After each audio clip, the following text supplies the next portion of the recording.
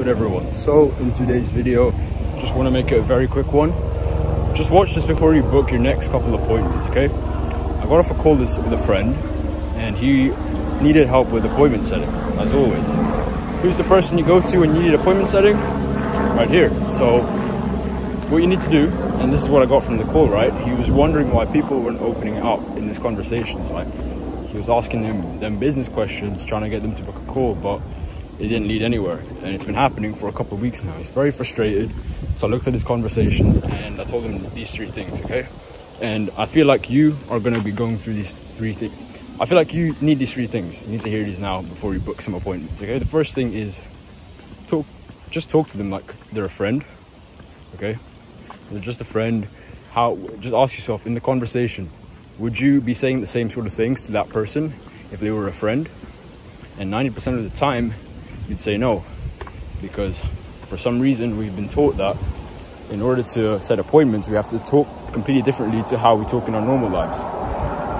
Okay? So that's number 1. Make sure you talk to them like they're just a friend. Don't treat it any differently. The best appointment setters are the ones that don't feel like appointment setters. Similar to how the best ads don't feel like ads, or they don't look like ads. Okay, so that's the first thing. Talk to them like they're a friend. The second thing is, do your conversations flow? Okay, don't just be asking questions for the sake of asking questions. They have to flow. I'm more concerned, what I see the difference is between okay appointment setters to top level appointment setters is that their conversations just flow. Again, it goes back to talking to them like they're just a friend, right? Does one thing that you say flow towards the next thing, and then the next thing and the next thing smoothly?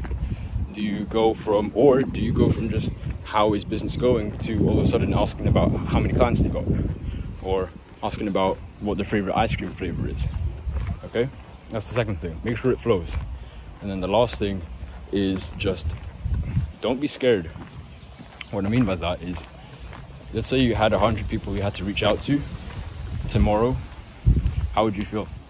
A lot of you will be scared and will be putting it off and procrastinating because you're scared of the fact that when you reach out to these 100 people or start conversations with these people, you're afraid of losing some of them, and you need to kick that. Only 2 things can happen if you reach out to these 100 people. First thing is none of them booking a call. So this is like worst case scenario, none of them book a call. But here's the thing, right? You still DM'd 100 people. You still got 100 reps in. That's like getting 100 reps of bench press in. You're getting 1% better after having those conversations, so you can't really lose either way. Or the second thing might happen is you book in like 20 or 30 people, okay? So A or B, you choose.